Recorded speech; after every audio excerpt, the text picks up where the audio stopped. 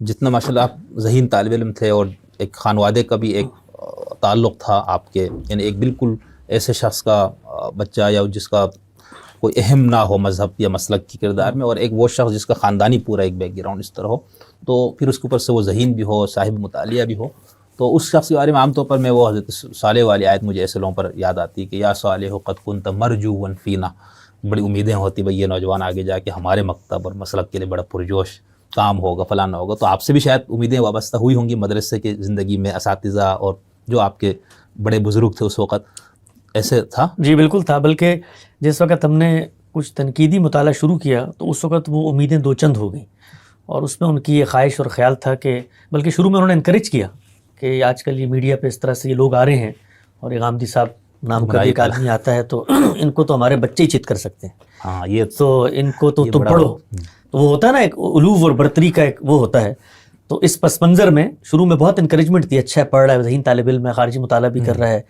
تو اور یہ کیا مطلب یہ تو لوگ آتے ہیں اس طرح کے خس و خاشاک ہیں، تو جھاگ ہے اور ان کے پاس تو نہ فقہ ہے نہ نظام ہے، یہ تو نہ کتاب انہوں نے پڑھی ہے. تو اب جب وہ پڑھنی شروع کی تو اب وہ سوالات اٹھنے شروع ہو گئے.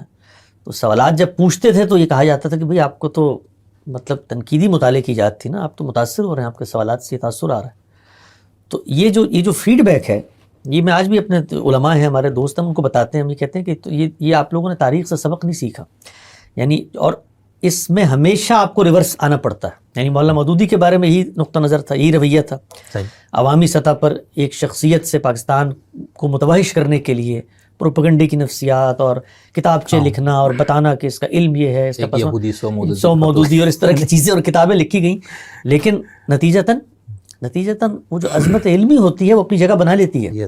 اس کے لیے اب دیکھیں غامدی صاحب نے نہ ہمیں آ کر دعوت دی مدرسے میں، نہ آ کر یہ کہا میرا استدلال پڑھو، نہ آ کر زور زبردستی کی، نہ اس کے لیے کوئی افادیت کی راہیں دکھائیں.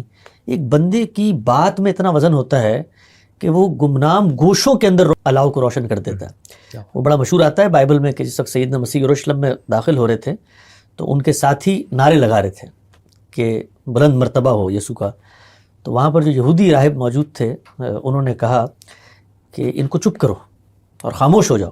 تو سیدنا مسیح نے کہا اگر آج یہ خاموش ہو گئے تو پتھر چیخ اٹھیں گے.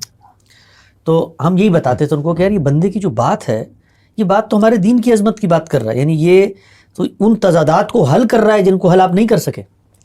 تو اس کی تو خدمت میں ہمیں حاضر ہونا چاہیے اور بتانا چاہیے کہ بھئی تم ہماری ملت کے آدمی ہو، ہمارے دھرتی سے اٹھے ہو، ہمارا سرمایہ ہو، اور یہ تمہارے اندر تمہاری افکار و نظریات آئے ہیں، کچھ ہمیں سمجھ میں نہیں آ رہے، کچھ پہ اختلاف ہے اور کچھ چیزیں کیا شاندار ہیں. تو ہماری ملت کی اور یہ زوال یافتہ جب بھی کوئی قوم ہو، ادارہ ہو، قوم ہو، گھر ہو، فرد ہو، آپ کو کچھ رویوں سے پتہ چلتا ہے کہ زوال آشنا کیسے ہوا ہے.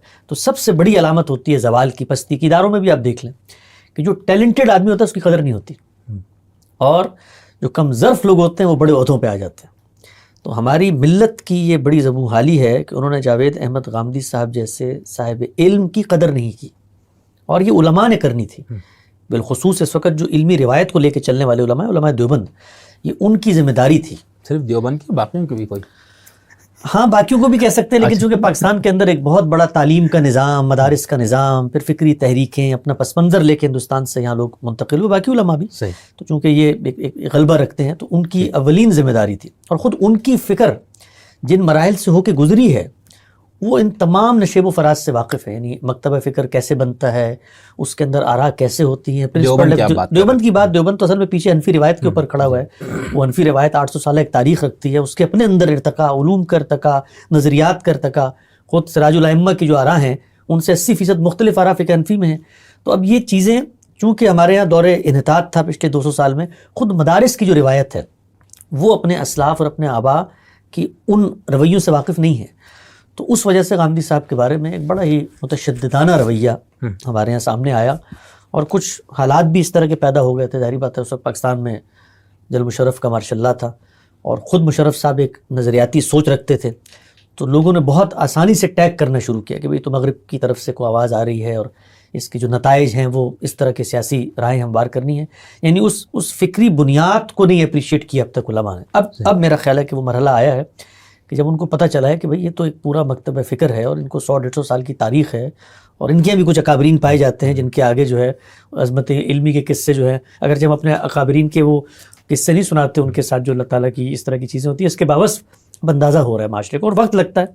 تو میں ابھی بھی پور امید ہوں کہ اگر ہم شائستگی کے ساتھ علمی انداز میں اپنے علماء کو مخاطب کر کے یہ بتانے کی کوشش کریں کہ یہ اصل میں خدا کے دین کی بقا کی جنگ ہے جو اس وقت سامنے آ رہی ہے، اس میں تمہارے جو مسلکی اختلافات ہیں اور یہ فروعی چیزیں ہیں ان کی کوئی اہمیت نہیں ہوگی. یعنی جس بچے کو تم دیوبندی بریلوی اہل حدیث بنانا چاہتے ہو اس کو مسلمان رکھنا ناممکن ہے. تو یہ جو شخصیت ہے اس کے ٹھیک ہے ابھی تم لوگوں کا کینوس اتنا بڑی نہیں ہوا کہ اس کے تمام چیزوں کو تم ڈائجسٹ کر سکو، لیکن استفادہ کرو اس سے، تو اس سے خود تمہارے دینی فکر کی پریزنٹیشن میں بہتری پیدا ہوگی.